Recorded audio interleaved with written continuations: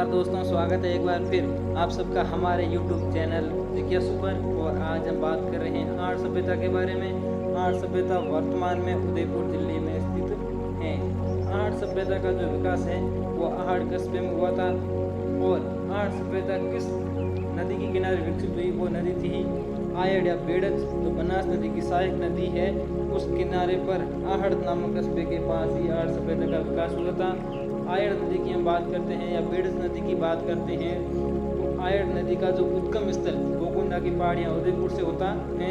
आयड़ नदी उदयपुर की उदय सागर झील में प्रवेश करने के बाद जब आगे निकलती है तो इसे बेड़च के नाम से जाना जाता है। उदय सागर झील 5 प्रमुख झीलों में से एक है, जिसका निर्माण महाराणा उदय सिंह द्वितीय ने 1565 ईस्वी में करवाया था।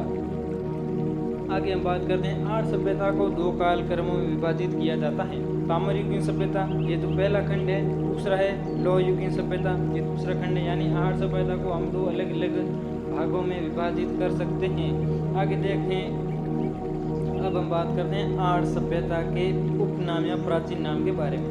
ताम्रवती नगरी तो पहला उपनाम है, जिसका प्रमुख उद्योग तांबे का होने के कारण इसे ताम्रवती नगरी कहा जाता है। आगाड़पुर और आगाड़ दुर्ग के मिलने के कारण इसे आगाड़पुर या आगाड़ दुर्ग कहा जाता है।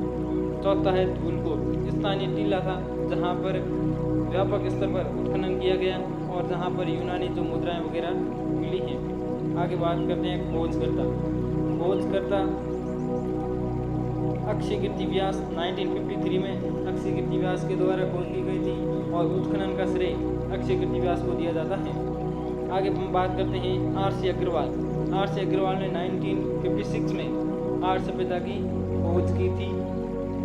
फिर इनका जो पूरा नाम है वो है रतन चंद्र अग्रवाल। आगे हम बात करें उत्खननकर्ता धीरज लाल सांकड़िया के द्वारा आहड़ सभ्यता का उत्खनन किया गया था। आगे हम बात करते हैं साक्ष्य के बारे में।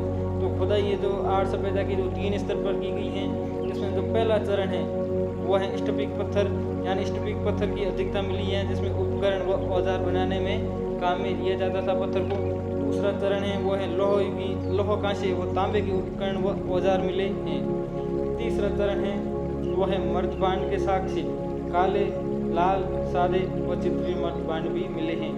एक बात हमको यहाँ पर नोट करने की जरूरत है कि गणेश्वर सभ्यता और बैराट सभ्यता में भी काले व लाल सादे व चित्रित मर्दबांड मिले हैं, लेकिन गणेश्वर सभ्यता की हम बात करते हैं तो वहाँ पर लाल काले मर्दबांड मिले हैं, जो आहड़ सभ्यता में भी समान है। लेकिन आहड़ सभ्यता में लाल कालों के साथ साथ सादे व चित्रित मर्दबांड भी मिले हैं।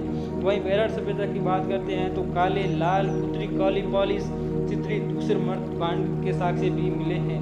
यानी यहाँ पर ये चीज़ हमें नोट करने की आवश्यकता है कि गणेश्वर सभ्यता और बैराट सभ्यता को भी ध्यान में रखते हुए हम आहड़ सभ्यता की जो साक्ष्य हैं काले, लाल व सादे चित्रित मर्दबांड, ये इम्पोर्टेंट क्वेश्चन यहाँ पर बनता है। अगला है मकान। ये साक्ष्य है मकान किससे बनाए जाते थे? काले मुलायम पत्थरों से व धूप से सुखाई हुई ईंटों से बनाए जाते थे।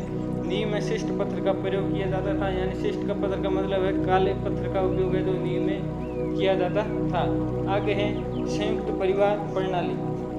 संयुक्त परिवार प्रणाली में एक स्थान पर 1 से 2 चूल्हे मिले हैं, वहीं एक स्थान से 7 चूल्हे तक मिले हैं, जिससे ये अनुमान लगाया जाता है कि आहड़ सभ्यता में भी संयुक्त परिवार प्रणाली का प्रचलन था, यानी संयुक्त परिवार प्रणाली थी।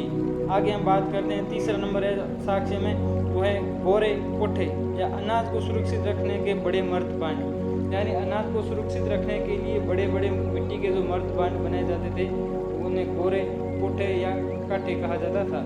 अगला है यूनानी मुद्रा, एक जहाँ पर धूलकोट से 6 यूनानी मुद्राएं व 3 मोहरें प्राप्त हुई हैं।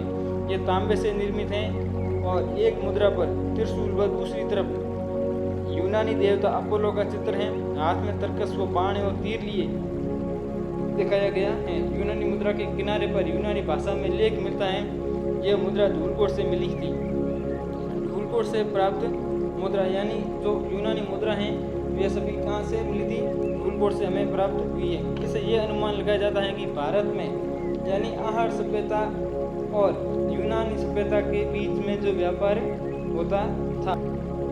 अब हम बात करते हैं उद्योग के बारे में। तो जो प्रमुख उद्योग हैं वो हैं ताम्र उद्योग, उसमें तांबे के उपकरण व कुल्हाड़ी प्राप्त हुए हैं, तांबे के शस्त्र प्राप्त हुए हैं, तांबे गिलाने की भट्टी भी प्राप्त हुई है। तांबे गिलाने की भट्टी है वो केवल और केवल 8 से प्राप्त हुई है। सब आभूषण सहित अपनाते थे। सिर उत्तर में तथा पैर दक्षिण में रखा जाता था। अगला है कृषि। कृषि से परिचित थे, गेहूं की चावल की खेती करते थे। आगे आ जाता है चंद्रकूप, यानी पानी सुखाने की एक पद्धति, यानी वैज्ञानिक पद्धति थी जिससे पानी सुखाया जाता था।